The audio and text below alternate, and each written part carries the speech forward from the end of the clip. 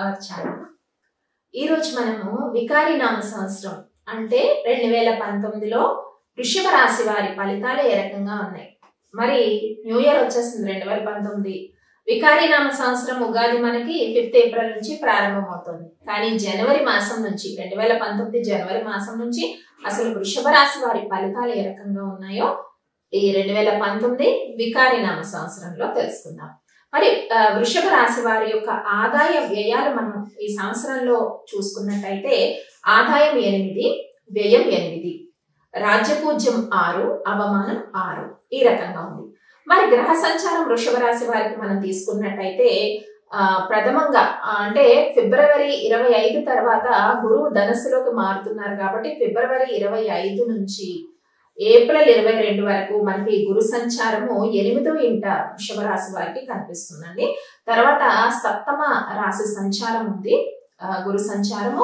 November 4 తర్వాత మళ్ళీ గురు సంచారము అష్టమ రాశిలో గురు సంచారం మనకి కనిపిస్తా ఉంది. మరి శని సంచారము అష్టమ శని వృషభ రాశి వారికి ఉంది కాబట్టి అష్టమ స్థానంలో మనకి శని సంచారం వృషభ రాశి వారికి కనిపిస్తా ఉంది.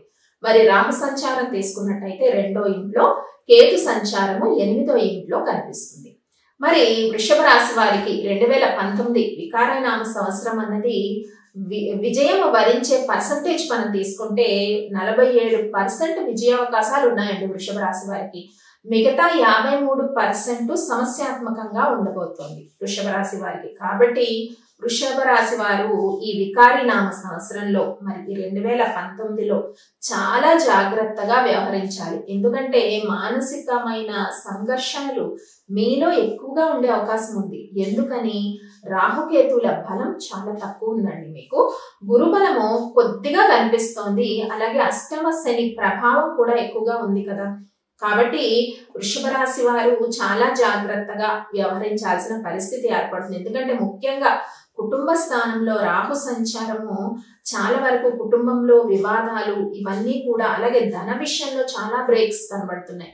ముఖ్యంగా మీరు ఎవరికైతే ధనం ఇచ్చి తిరిగి పొందాలనుకుంటారో, ధనాన్ని తిరిగి తీసుకోవాలనుకుంటారో, రాని బాధ్యులు అనమాట.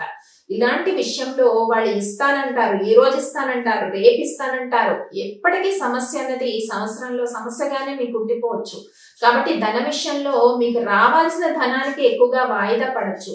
మరి అష్టమ రాశిలో కేతు సంచారం ఉందండి. ఇక్కడ కేతు సంచారం ఉంటే అనారోగ్య సమస్యలు ఎక్కువగా ఉంటాయి. ప్రతిదీ ఏ పని ప్రారంభించినా కూడా మానసిక ఆందోళన, మానసిక సంఘర్షణలు ఎక్కువగా ఉండే అవకాశం ఉందట ఈ సంవత్సరంలో, ఈ వికారి నామ సంవత్సరంలో వృషభ రాశి వారికి.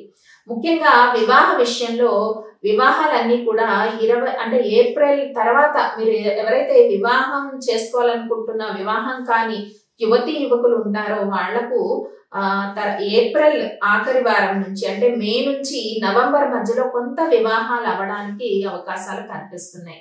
ముఖ్యంగా భార్యాభర్తల మధ్య అనురాగ విషయానికి వస్తే 32% మాత్రమే కనిపిస్తుందండి అనురాగం. కాబట్టి చిన్న చిన్న మనస్పర్ధలు భార్యాభర్తల మధ్య చోటు చేసుకునే అవకాశం ఉంది. ముఖ్యంగా ధన విషయంలో ఖర్చులు అధికంగా అవుతాయి. మీకు రావాల్సిన డబ్బులు ఏదో వర్క్ చేస్తారు, ఏదో కాంట్రాక్ట్ వర్క్ చేస్తారు, ఆ రావాల్సిన డబ్బులు పెండింగ్ లో పడిపోతాయి. కాబట్టి ఈ రకమైన సంఘటనలు జరగవచ్చు. అదే విదేశీ యానానికి విద్యార్థులు గాని ఉద్యోగస్తులు గాని ఎవరైతే ప్రయత్నాలు చేస్తున్నారో వాళ్ళ ప్రయత్నాలు కూడా 32% మాత్రమే సక్సెస్ వచ్చే అవకాశం కనిపిస్తుంది. ముఖ్యంగా మీ రాశిలోనే వృషభ రాశిలోనే తోకచుక్క సంచారం చేస్తుంది కాబట్టి దీని యొక్క ప్రభావం 6-7 మాసాలు ఉంటుందండి. మనకి ఉగాది ప్రారంభమైన దగ్గర నుంచి అంటే 5th నవంబర్ ఉగాది, అప్పటి నుంచి 6-7 మాసాలు అంటే జనవరి నుంచే తోకచుక్క ప్రభావం ఉంది.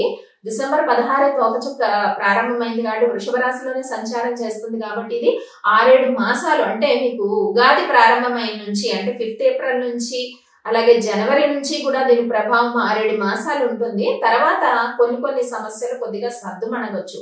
మనకి నవంబర్ లోనే మళ్ళీ శుభగ్రహాల యొక్క దర్శనం ఏర్పడుతుంది. ఎందుకంటే అంతవరకు ఈ వికారినామ సంవత్సరం అంతా కూడా పాపగ్రహాలు, నవనాయకులు అంతా కూడా పాపగ్రహాలు పంచుకునే శుభగ్రహాల యొక్క అనుగ్రహం లేదండి మనకి ఈ సంవత్సరంలో. కాబట్టి ఎప్పుడు శుభగ్రహాల దర్శనం వస్తుంది అంటే మనకి నవంబర్ 2019 నవంబర్ నుంచి గురు శుక్రులు అంటే అక్టోబర్ ఆఖరి వారం నుంచి మాత్రమే శుభగ్రహాలు ఒక వారం పాటు మనకి గురు శుక్ర బుధులు దర్శనం ఇస్తాయట. అలాగే మనకి శుక్రుడు గురువు కూడా దర్శనము జనవరి 22 తెల్లవారుజామున దర్శనం ఇస్తున్నాయి. కాబట్టి మీకు శుభగ్రహాల యొక్క అనుగ్రహం కోసం మీరు జనవరి 22 తెల్లవారుజామునే లేసి అంటే అక్కడ గురు శుక్రులు మీకు తూర్పు దిశగా కనిపిస్తారు.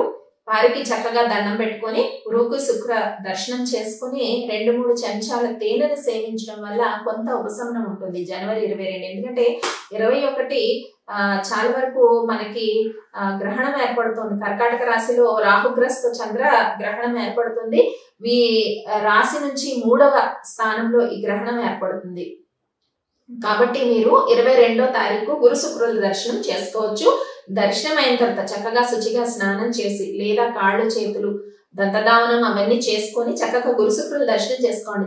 జనవరి 22 గురు శుక్రులు మనకి ఉదయాన్నే సూర్యోదయానికి ముందే దర్శనం ఇస్తున్నారు. 2 శుభగ్రహాలని దర్శనం చేసుకొని, ఎందుకంటే మీది వృషభ రాశి అధిపతి శుక్రుడు కాబట్టి శుక్రుడిని గురువుని దర్శనం చేసుకొని 2-3 చెంచాలు లేదా 2-3 చుక్కలు తేనెను సేవిస్తే చక్కగా గురు అనుగ్రహం మీకు ఈ సంవత్సరంలో కలుగుతుంది, వికారినామ సంవత్సరంలో. అలాగే మీకు నవంబర్లో మరి చక్కగా మళ్ళా శుభగ్రహాల దర్శనం ఉంది, గురు శుక్ర బుధుల దర్శనం ఉంది. మొత్తానికి 47% మాత్రమే వృషభ రాశి వారికి సక్సెస్ కనిపిస్తుంది.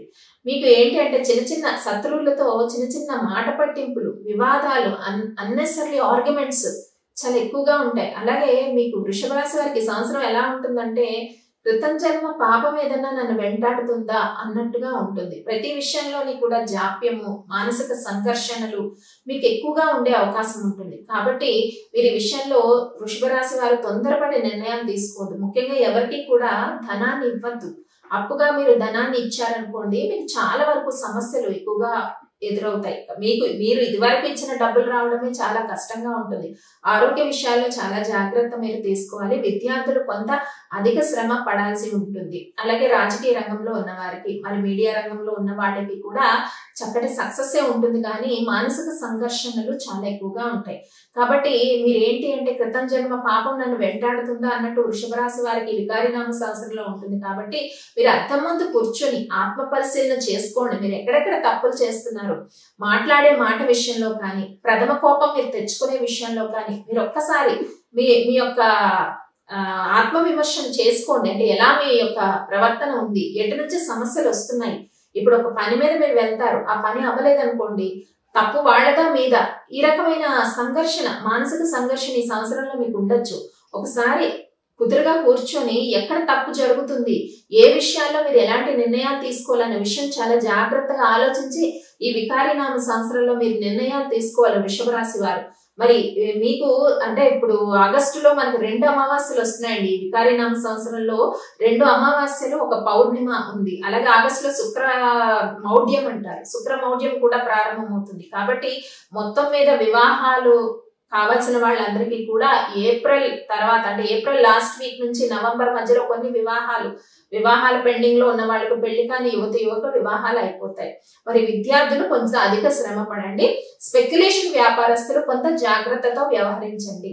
అలాగే అంటే మీరు ఏదే ట్రేడింగ్ చేసినా కొంత జాగ్రత్తగా వ్యవహరించాలి. మరి వ్యాపారాల్లో ఉన్న వాళ్ళు, నూతనంగా వ్యాపారాలు ప్రారంభించాలనుకున్న వాళ్ళు ధన విషయంలో చాలా జాగ్రత్తగా ఉండాలి. మీరు లేనిపోని నిందలు, అపార్థాలు ఇవన్నీ కూడా వచ్చే అవకాశం ఉంది. కాబట్టి మనము రెమెడీస్ ముఖ్యంగా తీసుకున్నట్టయితే వృషభ రాశి వారికి పరిహార మార్గాలు ముఖ్యంగా, ఎందుకంటే రాహుకేతుల బలం చాలా తక్కువగా ఉందండి. రాహు సంచారం 2వ స్థానంలో ఉంది, మరి ధనస్థానంలో రాహు సంచారం ఉంది. కాబట్టి చాలా వరకు అబ్స్ట్రక్షన్స్ ఎక్కువగా ఉన్నాయి. కాబట్టి మీరు శుక్రవారం రాహుకాలం వస్తుంది, 10:30 నుంచి 12 మధ్యలో రాహుకాలం వస్తుంది. ఈ సమయంలో దుర్గా అమ్మవారికి కుంకుమ పూజ చేయించడం వల్ల రాహుకేతువుల యొక్క ప్రభావం చాలా వరకు మీరు తగ్గించుకోగలుగుతారు. శుక్రవారం రాహుకాలంలో రాహుకాల దీపాన్ని నిమ్మకాయని తిరగేసి నువ్వుల నూనె గాని ఆవు నెయ్యి వెలిగించి గుడిలో, దుర్గమ్మ వారి గుడిలో రాహుకాల దీపాన్ని శుక్రవారం రోజు వెలిగించండి. చక్కటి ప్రయోజనం ఉంటుంది. రాహుగ్రహ మంత్రాన్ని, కేతుగ్రహ మంత్రాన్ని పఠిస్తే చక్కటి శుభ ఫలితాలు ఉంటాయి. మరి శనివారం రోజు చక్కగా శనేశ్వరుడికి తైలాభిషేకం చేయించాలి. అంటే శనివారాలు మీకు ఎందుకంటే అష్టమ శని యొక్క ప్రభావం ఉందని చెప్పుకున్నాం కాబట్టి మీరు శనివారం శనేశ్వరుడికి తైలాభిషేకాలు చాలా వరకు చేయించడం వల్ల మీకుండే మానసిక సంఘర్షణలు, మీ చుట్టూ మానసిక సంఘర్షణలు, అనారోగ్య సమస్యలు ఇవన్నీ కూడా కొంతవరకు తగ్గుముఖం పట్టే అవకాశం ఉంటుంది. వృషభ రాశి వారు ముఖ్యంగా ఈ వికారీనామ సంవత్సరంలో ఈ 2019లో దైవ బలాన్ని ఎక్కువగా పెంచుకోవాలండి. దైవ బలం పెంచుకుంటే మీకు 47%, 47% సక్సెస్ అని చెప్పుకున్నాం. మిగతా 53% కూడా మీరు సక్సెస్ఫుల్ గా ముందుకెళ్ళడానికి చక్కగా మీకు దైవ బలం అనేది సహకరిస్తుంది. కాబట్టి అమ్మవారి దుర్గా అష్టోత్తరాన్ని ఎక్కువగా పఠించుకోవడం, మీరు దుర్గా అష్టోత్తరాన్ని మంగళవారం గాని శుక్రవారం గాని పఠించండి.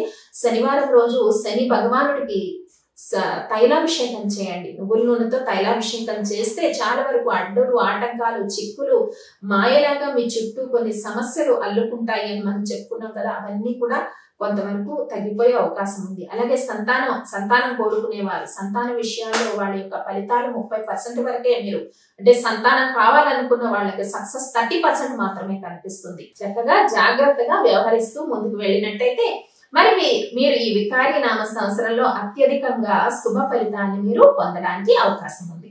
స్వస్తి.